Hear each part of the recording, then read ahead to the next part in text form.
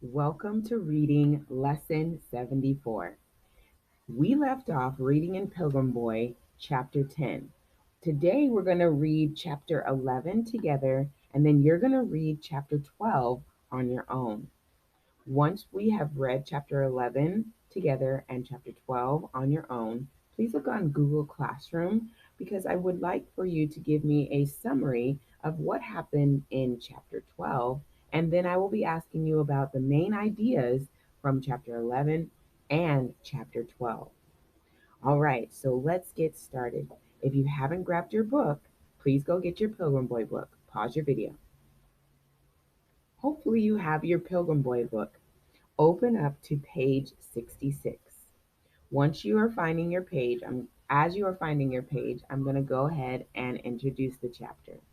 So the character theme here is wisdom, friendship, honesty, reverence. To introduce the chapter, finally the pilgrims leave the Mayflower and begin to settle into their new homes. But Edward still wonders, will they ever meet any Indians?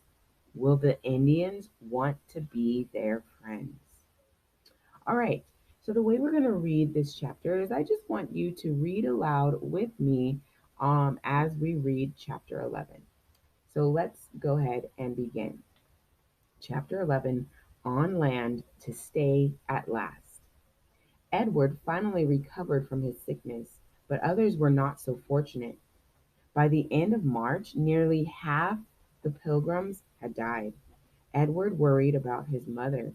She looked so pale and weak. She was one of the 5 women left.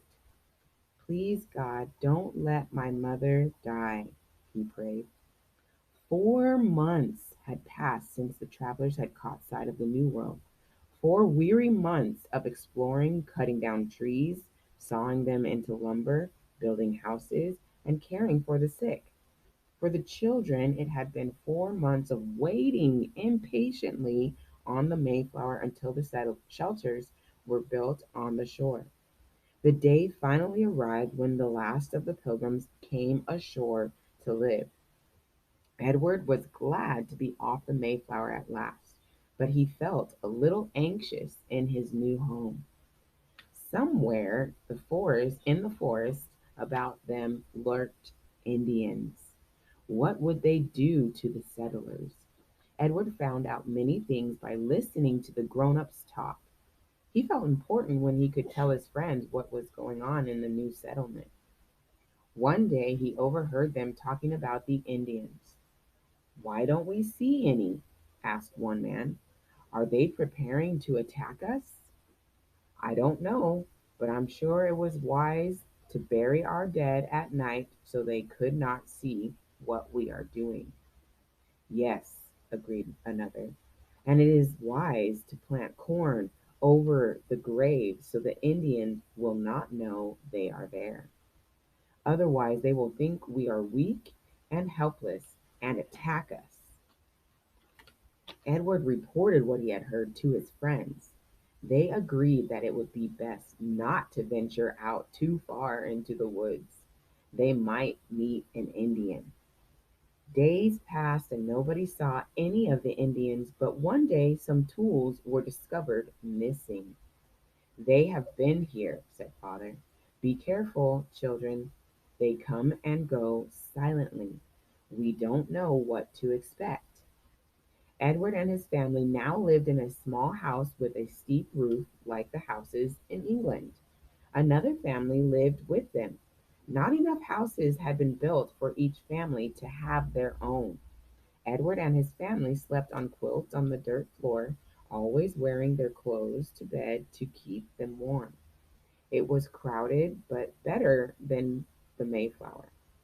Nearby stood the common house where the settlers worshipped and held meetings. They were holding an important meeting one day when a lookout burst into the room. "Two Indians are coming," he said excitedly. The men rose to their feet and went to meet the Indians. They had guns at their sides just in case their visitors were unfriendly. "Welcome," said the tallest warrior, who was armed with bow and arrows. The pilgrims were surprised. How did this man know English? They ushered him into the common house where he told them his story. He was Chief Samoset from a distant tribe. He had learned English from some English sailors who fished along the coast.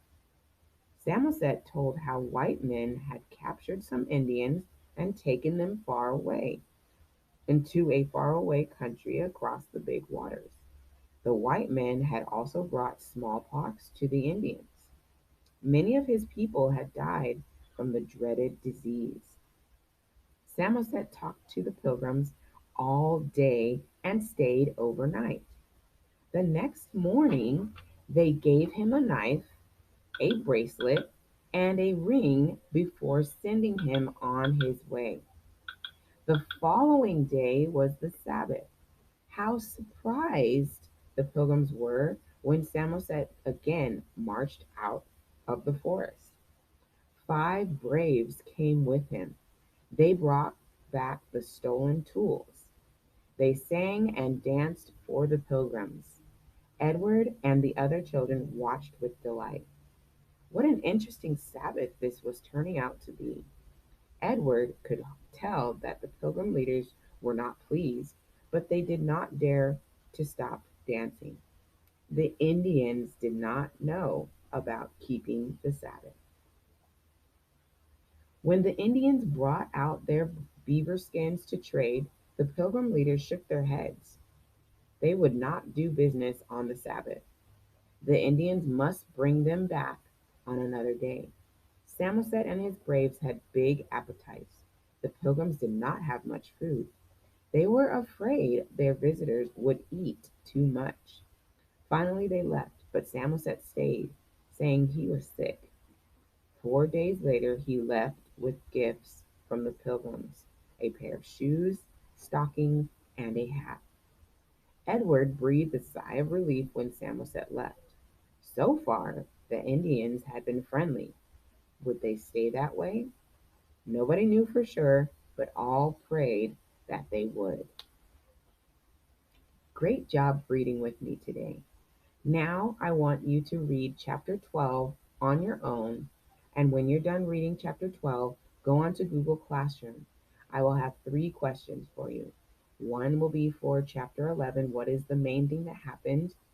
One will be for chapter 12, what is the main thing that happened? And then the last one will be, give me a summary of chapter 12, which is what you're reading on your own. Happy reading.